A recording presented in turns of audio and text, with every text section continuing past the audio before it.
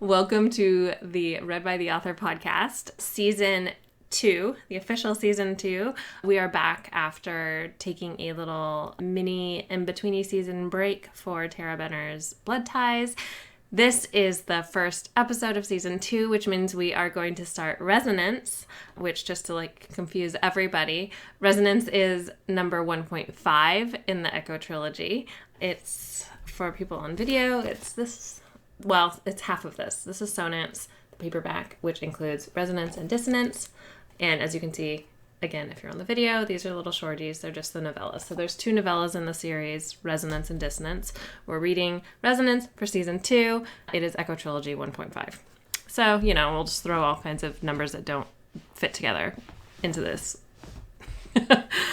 So Resonance directly picks up after Echo in Time, which was season 1 of this show. Lex is the main protagonist for the entire Echo Trilogy, so we're going to follow Lex the whole time as I'm reading this. But in book 2, Time Anomaly, which will be season 3 of this podcast, and I apologize if you hear fireworks. It is June 26th, which is that time of year around here for people to just shoot off lots of fireworks. But yeah, Time Anomaly will be season 3.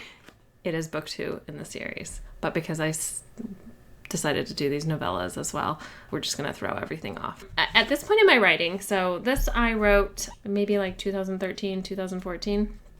At this point in my writing, so Echo in Time was the first book that I wrote all by myself. And I wrote it at the same time as I was writing After the Ending with Lindsey Sparks. So I was still figuring out my structure of writing, I guess, how I structured a book, how long my chapters were, all of that stuff. In Resonance, the chapters are a lot shorter than in Echo in Time. And my chapters don't get as long as Echo in Time. Again, they stick more in the shorter end. Not short compared to other people, it's just shorter than Echo in Time. So, episodes from now on will probably have more than 2 chapters, which was kind of the norm. 2 chapters was kind of the norm for season 1. So for season 2 and on, we're probably looking at more like 4 chapters per episode. So we'll see. All right. Resonance. 1. Push and pull. I'm almost ready, I called to Marcus. And I'm just realizing that I'm going to have to recall my accents that I was doing. I'm almost ready, I called to Marcus from the tiny bathroom attached to our bedroom.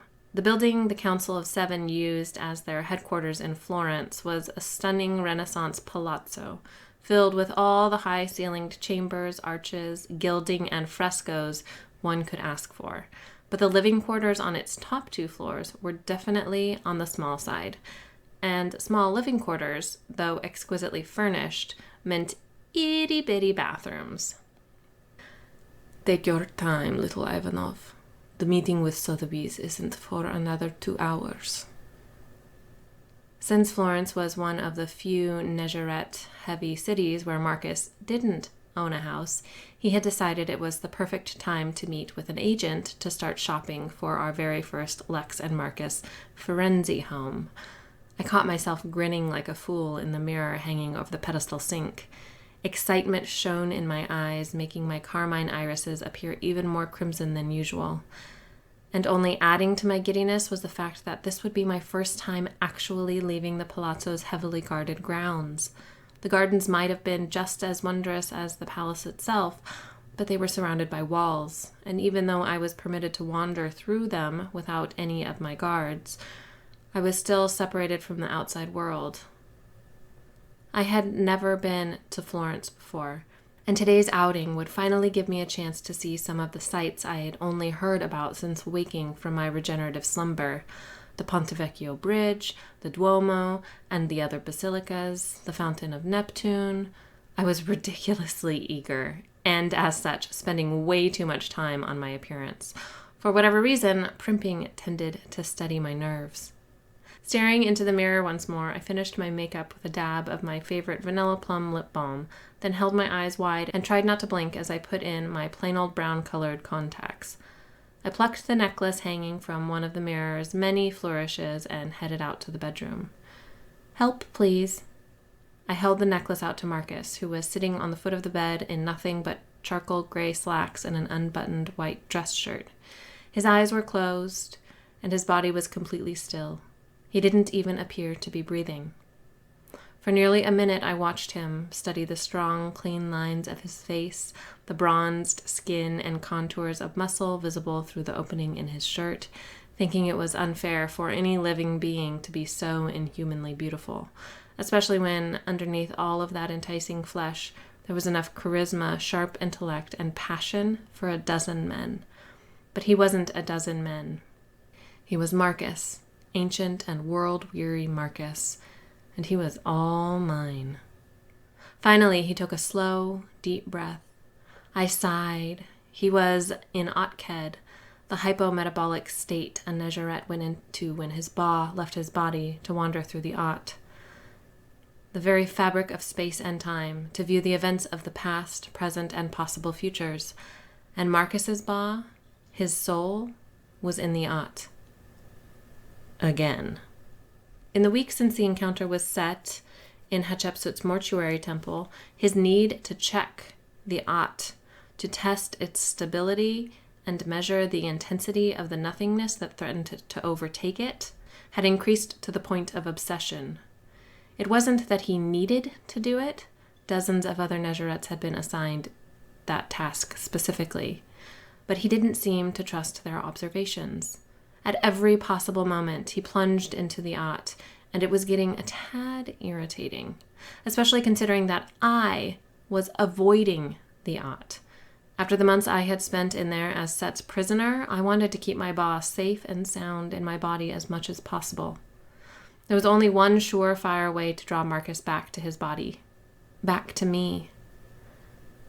"Marcus," I said in a sing-song voice. Hitching up the skirt of my white linen sundress, I crawled onto the bed and straddled his legs. I slipped my hands under his shirt and ran my fingers over the ridges of muscle on his abdomen and chest, then back down until my fingertips touched his belt buckle. I started to unfasten it. "You know, you really should be more careful about where you leave your body. Who knows what someone might do with it?" Touching my lips to the honey-colored skin at the crook of his neck, I smiled. "When Marcus's Ba is away, Lex will play." Marcus inhaled suddenly, exhaling with a rough chuckle. "Ah, little Ivanov, I see you're ready." I didn't miss his double entendre as his hands slid up my thighs, and he grasped my hips, pressing me against him more firmly. "Always." Again he chuckled. "Have I been neglecting you?" I nodded against his neck, whimpering when I tried to move against him but couldn't. His hold on my hips was relentless. I must think long and hard how I can remedy my poor treatment of you."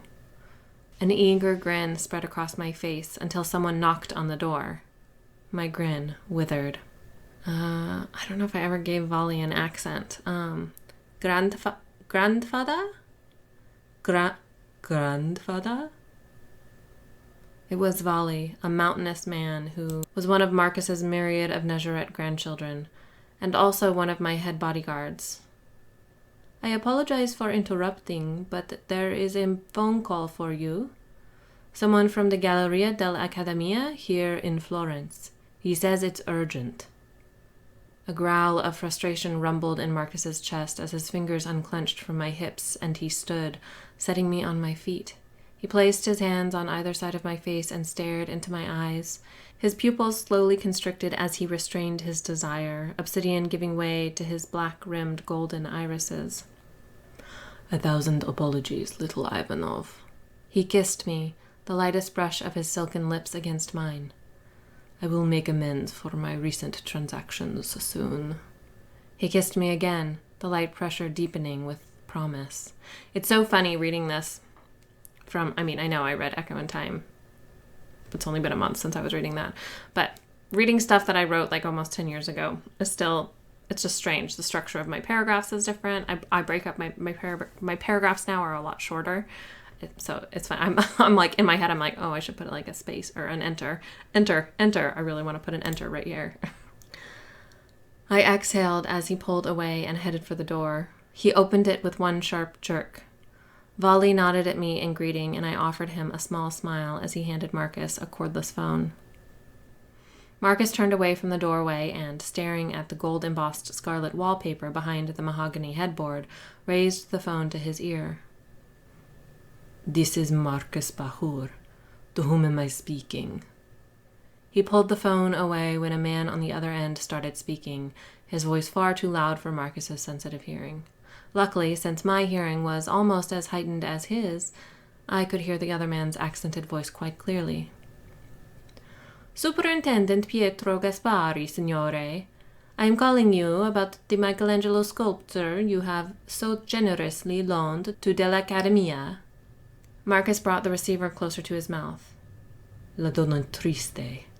"Yes, I am sorry, signore, but it would appear there was a break-in over the night, and she has been defaced." Marcus's left hand clenched into such a tight fist that his knuckles blanched. "In what way was La Donna defaced?" "A symbol was etched into her chest, directly over her heart." Marcus closed his eyes for several long seconds, taking slow, even breaths. "I see. Grazie, Signore Gaspari. I'm certain you will not fault me for wishing to reclaim the sculpture for safekeeping. I shall be there to make arrangements for her transportation shortly." "I understand. I will be waiting to attend to you. Again, signore, my sincerest apologies." The call ended and Marcus handed the phone back to Vali. I took a single step toward Marcus. I think this comment is hilarious, by the way.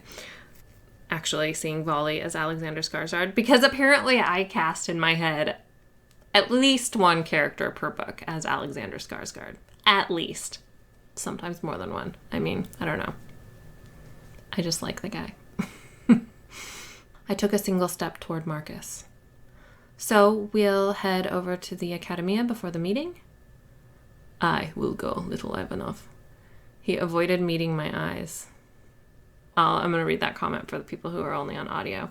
Mandy says, "I totally feel like Alexander, meaning Alexander Skarsgård, is to your books what the cameos of Stanley are to the Marvel movies." I think that's hilarious. I'm trying to think if there's any other actors who I use as frequently as him, and I do not think that there are. I mean, like, I feel like he's really my only repeat. Maybe now we have a Keanu Reeves repeat, because Keanu was my inspiration for Colin from All World Online, and now he is, like, retroactively my inspiration for Dom, so Keanu now has multiple characters in my books.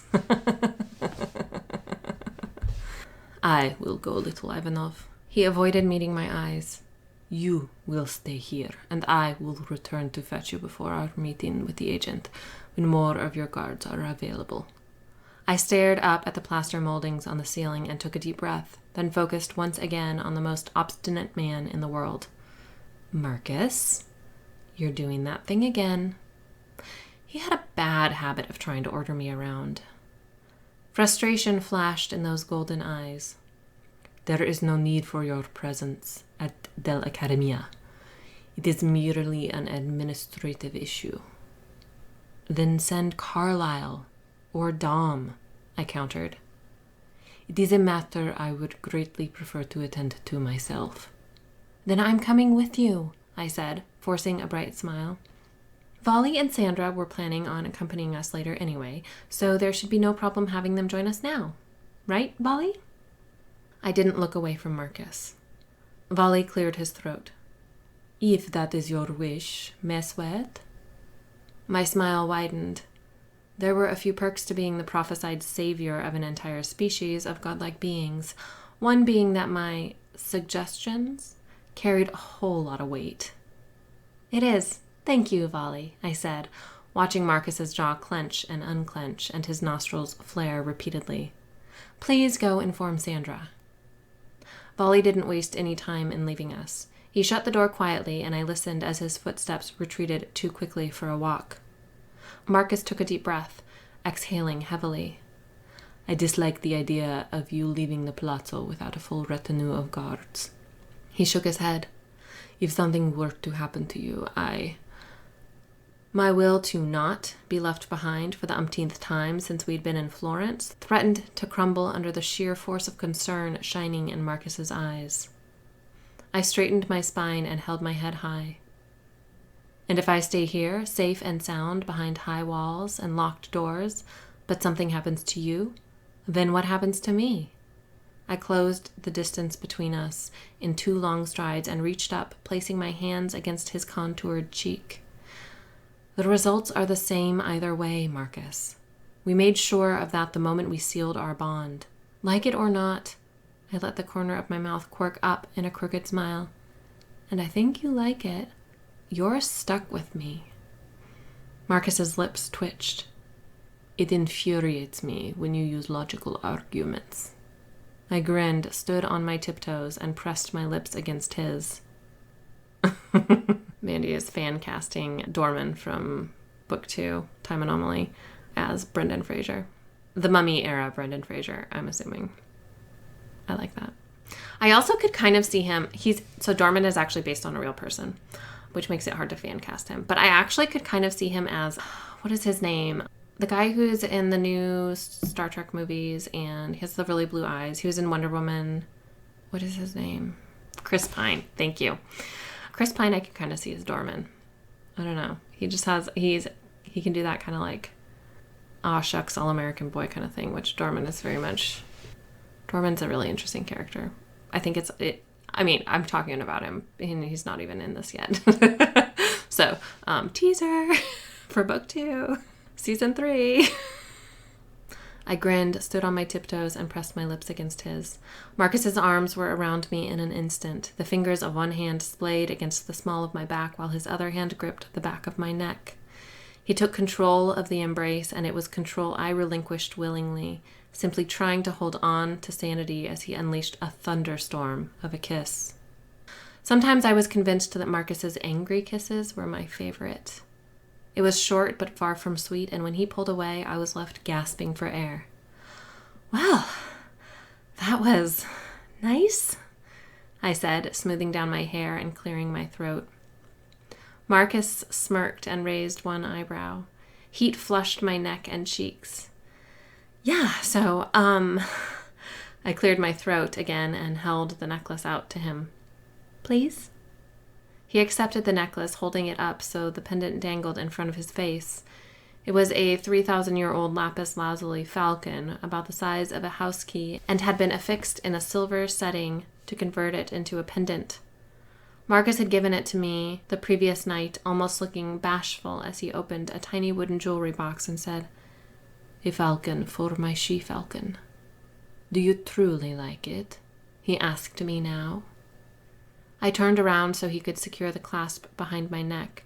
The pendant settled against my breastbone, and I touched my fingertips to its cool, smooth surface. To wear something that symbolized Marcus, Haru, so close to my heart? Marcus, I love it. My voice sounded thick, and I blinked rapidly and cleared my throat. Marcus pressed his lips to the base of my neck, just above the chain's clasp. Then I am pleased. He placed his hands on my shoulders and turned me around, scanning me from head to toe. The faintest line appeared between his eyebrows. What? Is something wrong with what I'm wearing? I glanced down. The white linen of my sundress was a little rumpled from what had almost happened a few minutes earlier, but it wasn't stained or torn, and I couldn't find any fault with the silver-embellished sandals on my feet or the slender leather belt cinched around my waist. I smoothed my hands down the skirt of my dress compulsively and repeated, "What?" Marcus frowned. "I'm not sure. His eyes returned to my face and he shook his head. "A trick of the mind, I think."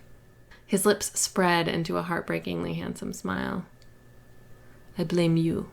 You fill my head with such strange, fanciful notions every day. Such impossible dreams every night." My eyebrows rose.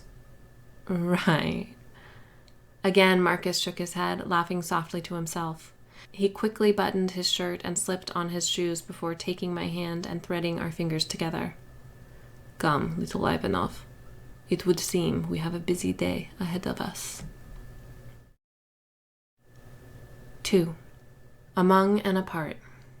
Since the Galleria dell'Accademia wasn't far from the council's palazzo, just across the Fiume Arno, the river splitting Florence in two, and several blocks to the north in the heart of the city, we decided to walk. I was utterly delighted. Sotheby's was far enough away from the palazzo that I had expected I would only get to see Florence through a rolled-up car window. But now, since foot traffic would likely make driving to the Accademia take longer than walking, I had a chance to be a genuine, slow-walking, gaping at my surroundings tourist. I just wished I had a camera.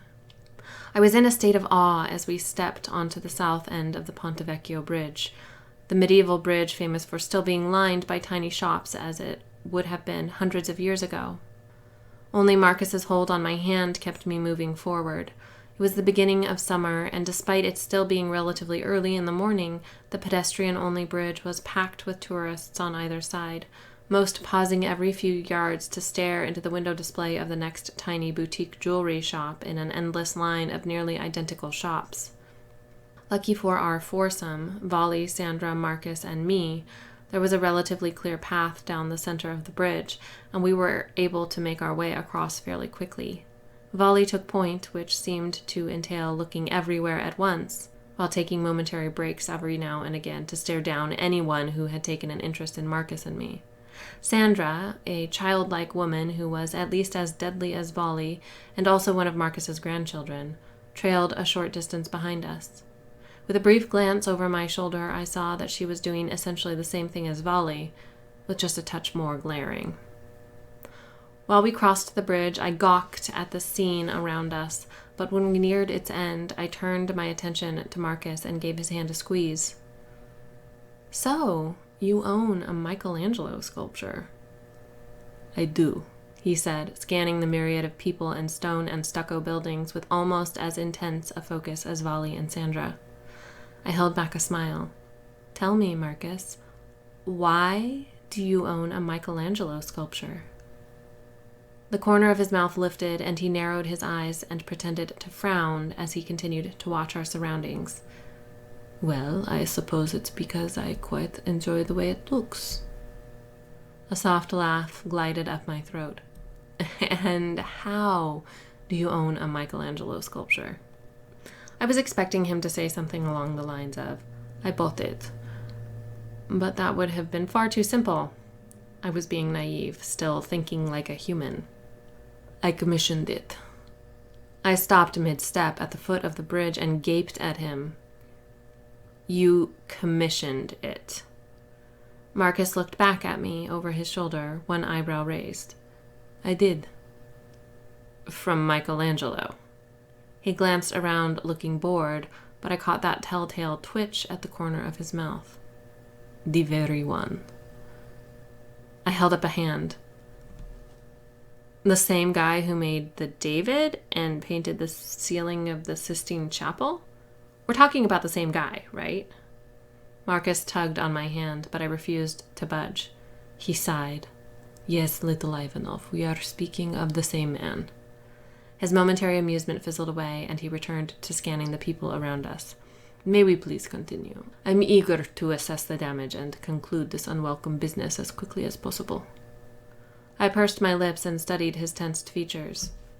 "You mean you want to interrogate their security people and confiscate any video footage of the break-in as soon as possible, so you can hunt down whoever vandalized your precious sculpture and make them kneel before you and beg for your forgiveness right before you do something exceptionally painful to them. Right?" Marcus met first Volley's eyes, then Sandra's, nodding once to each of them before releasing my hand and turning to face me fully. He stepped as close as possible without actually touching me, and leaned in until his lips were a hair's breadth from my ear. "You're right. I will interrogate the Academia's security personnel. I will confiscate their video footage, and I will track down the offending party." He paused, inhaled, held his breath. I did the same. "But you're wrong about one thing. The only person I desire to have kneeling before me, little Ivanov, is you. And I promise you that it is for a reason that has nothing to do with pain." Suddenly parched, I swallowed. several times. Oh, well, I cleared my throat. I see. Marcus pulled away, his eyes glinting wickedly. Now, may we continue? At a loss for words and unable to look away from those golden pools of sin, I nodded and let Marcus lead me forward once more. A short way from the bridge, the street widened and the crowd thinned noticeably. We passed shop fronts in the bottom floors of antiquated 4- and 5-story buildings, carrying everything from shoes, hats, and dresses to sunglasses and jewelry, as well as cafes, gelaterias, banks, and even a pharmacy.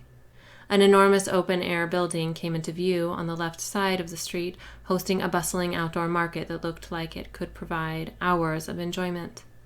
My steps slowed as I imagined wandering from stall to stall, looking at scarves and trinkets and leather bags.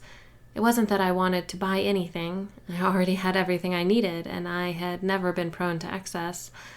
I didn't even have a car back in Seattle, and I had 1, maybe 2 really nice dresses. But I wanted the experience, the memory, something I could keep with me forever. I just wanted to feel like I was actually here. The Loggia del Porcellino, Marcus said, catching my line of sight and what was probably a ridiculous look of longing. Perhaps we'll stop by when we're finished, if we have time, he added as we headed away from the haggling hubbub. I forget that this is your first time in Firenze, and that you have spent most of it locked up inside the palazzo. He apologized with a smile and a squeeze of my hand. Most would have complained by now. I met his eyes and returned his smile. I enjoy the gardens. They're peaceful, which is surprising given how close they are to all this. I gestured to the seemingly endless sea of pedestrians. You're mastering the art of deflection, little Ivanov. He sent me an approving glance. An important skill if you're to be a successful leader among our people. But that is aside from the point. Until we leave for Cairo, I shall show you as much as I can of the city, and we'll begin tonight, after we finish, with the Sotheby's agent. How does that sound? I beamed at him. It sounds fantastic, Marcus.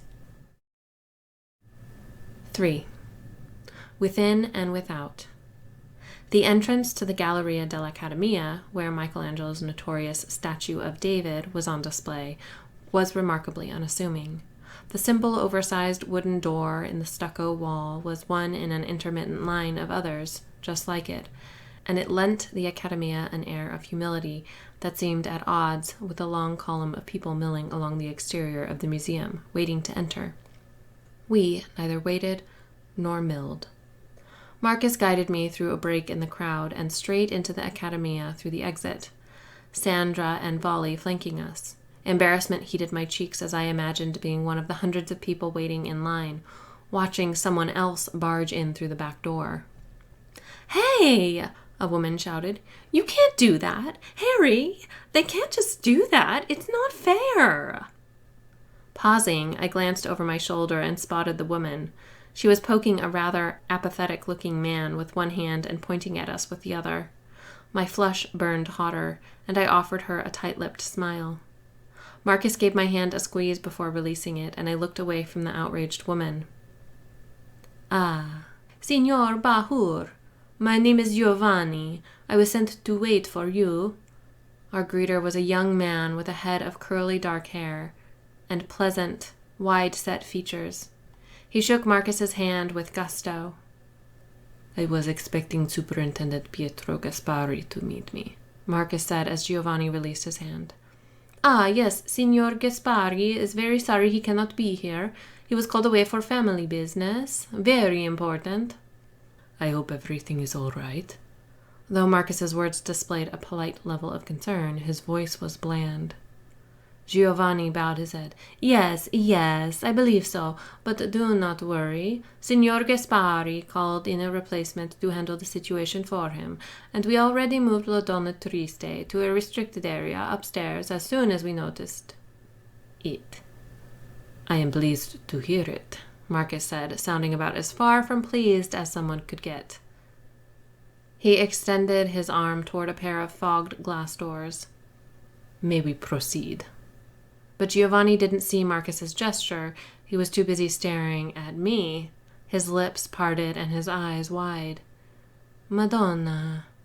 I don't know how to say this. I'm sorry. If you are Italian, I'm about to butcher your language. Madonna, la somiglianza. Sure, that was terrible. Somiglianza. Somiglianza. Madonna, la somiglianza. He looked like he'd seen a ghost. Marcus cleared his throat, and I glanced at him in time to see him giving Giovanni his equivalent of a death stare. Una coincidenza, niente di più. Again, I don't speak Italian. I've been there a couple times, but I don't speak the language very well at all. Una coincidenza, niente di più. Più. It looked più? Più? I don't know. Though Italian wasn't one of the languages I had studied as an archaeologist specializing in ancient Egypt, I was familiar with enough of it that I could catch the gist of the exchange. Something about my appearance was shocking to Giovanni, and Marcus was claiming there was some sort of a coincidence. Eyebrows raised, I looked from Marcus to the young man and back and cleared my throat, loudly. It was practically a cough. Marcus's eyes flicked to mine for the briefest moment. I apologize, signora, Giovanni rushed to say. Your beauty stunned me for a moment, is all. I sent Marcus a sidelong glance, but he wouldn't meet my eyes. I'm sure. Come, I take you to La Donna. Giovanni ushered Marcus and me toward the doors, Sandra and Volley following close behind us. We entered a long, high-ceilinged gallery filled with people, most concentrated near a rotunda at the far end, where the David held court, towering over them. Others stood in clusters all along the gallery's walls, staring up at the few enormous paintings, which practically dripped religious iconography, or resting on the built-in mahogany benches below the Renaissance masterpieces. I stared around as Giovanni guided us through the mess of people, heading straight for the David. But impressive as the famous statue of the giant killer was, it didn't hold my attention for long. The handful of huge unfinished marble sculptures scattered along the sides of the gallery captivated me completely. Each depicted a nude man, and though each was utterly unique, they all shared a sense of being trapped within the stone. It was like their creator had been attempting to set them free, but he'd given up, and now they were stuck, encased in stone. Forever. When I said as much to Marcus, he called ahead to Giovanni in Italian and drew me closer to the nearest partially revealed male form, which displayed only a pair of rough-hewn legs, a muscular torso, and part of an arm. Which is precisely why they are known as the prisoners to many, Marcus said as he laced our fingers together. I glanced down at the placard. Atlas. It seemed a fitting name for the slightly hunched-over figure, though rather than holding the world, it appeared that the world was holding the poor trapped soul. They're beautiful. I looked at Marcus, then continued studying the unfinished sculpture. And a little disturbing. Marcus nodded. An accurate assessment, in my opinion. Only when I felt him tug on my hand did I realize he had started walking away. I resisted, feeling an uncomfortable kinship with this half-formed stone man. Come on, little Ivanov. Marcus gave my hand another tug. The crowd has thinned. As I walked away, I continued to stare at Atlas for a few more heartbeats before turning my attention to the sole statue in the rotunda ahead. There was only a scattering of people around him now, as though a guided tour group had just moved on. Marcus stopped near the low glass barrier surrounding the David and said something else to Giovanni, who was waiting partway down the narrower gallery to the left of the rotunda. I stepped in front of Marcus, moving as close to the barrier as possible to get a better look at the sculpture. I stared at the David for minutes, studying the precision and delicacy with which he had been formed and finished. He was so perfect, so lifelike, but at the same time, subtle things were off about him. His lowered hand was in my direct line of sight, and once my eyes latched onto it, I couldn't tear them away. What do you think? Marcus asked from behind me. His hand, I shook my head.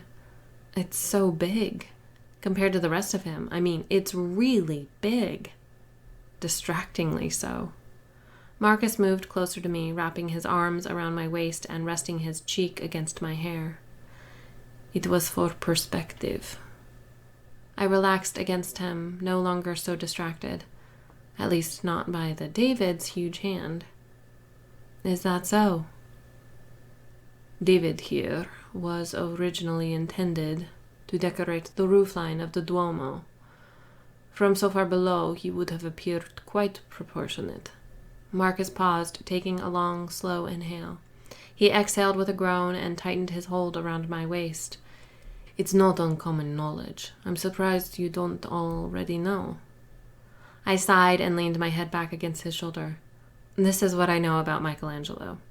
I held up my hand to tick points off with my fingers and said, Renaissance, the Statue of David, the Sistine Chapel, and that's about it. I dropped my hand. I never really studied the Renaissance, not after high school, I added, wrinkling my nose. It just felt too recent. Your preference for the ancient world has left you ignorant of the more recent past, little Ivanov. He chuckled, though I must admit that I appreciate your preference for the ancient. It has benefited me greatly, and often. I closed my eyes in an effort to shield myself from the truth behind his words, that he was as ancient as the people I loved to study. It was useless. I could no more ignore the fact that Marcus was over 4,000 years old than I could avoid the possibility that one day I might be just as ancient. Marcus must have caught a glimpse of my expression because he moved his lips closer to my ear and whispered, Let go of what you were, Lex. Embrace what you are. Were and are. That was the problem. I opened my eyes and craned my neck so I could see his face. Why can't I be both? I wanted to hold on to my humanity, to continue to appreciate each moment for what it was, unique and precious. Each moment would only happen once. Each second would only pass once, no matter how many times I ventured into the OTT to watch a replay. I wanted to live my life, not watch it. And Echo wasn't the same. It wasn't real. And above all, I wanted to avoid the ennui that seemed to infect so many Negerettes over time. A slight frown touched Marcus's lips, and there was a tightness around his eyes that hadn't been there a moment before. But he didn't respond to my question. Instead, he nodded to my two bodyguards, who were standing on opposite sides of the domed chamber, their eyes assessing everything. Stay out here with Volley and Sandra while I take care of this business. I'll only be a moment. But Marcus turned me around to face him fully and pressed his lips to mine, kissing me deeply. A child giggled, the sound reverberating within the rotunda, and I broke the kiss. My cheeks were on fire. Go, Marcus said. Spend some more time with Atlas and the other prisoners. We won't be able to linger afterward. Biting my lip, I glanced over Marcus's shoulder at the unfinished statues and nodded. There was just something so enthralling about them. Marcus pressed another chaste kiss to my lips before turning and striding away with Giovanni. I watched them walk up the gallery until they passed through a doorway into another area and were out of sight. I wasn't the least bit surprised to find Volley approaching as I made my way back toward Atlas. When neither Marcus nor Dominic was by my side, Volley was always there. His sheer size, all clearly muscle mass, worked as an excellent deterrent for anyone who was even considering approaching me with the intent to harm, while Sandra could just as easily hang back, blend in, look harmless, and catch anyone intending to harm me from afar. I met Volley's ice blue eyes as he fell in step beside me, matching my meandering pace. Have you been here before? Yes, Miss Wet. I served as a council guard for years. It is what I was doing before I swore my oath to protect you. I said, glancing at him with a thoughtful frown. Volley was a gentle giant, at least where I was concerned, but he was also a man of few words. Despite the amount of time we spent in each other's presence, I didn't know much about him. And whenever Heru was in town for council business, he would make a point to come here to visit La Donna, which makes more sense now. His eyes touched my face, sliding away quickly, and I was his usual companion. My frown deepened as we took up a position off to the side of Atlas, me studying Vali's pale, stony face, and Vali scowling as he scanned the museum-goers around us. "Why does it make more sense now?" I asked him. "It isn't my place to say, Meswet. You'll have to ask Heru." I crossed my arms and shook my head, cursing myself for being a pushover and staying behind when I should have insisted on going with Marcus. I was getting the rather clear impression that he didn't want me to see this sculpture of his, this sad woman, and I was tempted to march after him and Giovanni to shed some light on the mystery. Thanks to my Nezarite senses, I could still hear them exchanging words as they moved further away. It wouldn't be hard to find them. Or, I realized, I could always slip into the yacht and take a peek that way.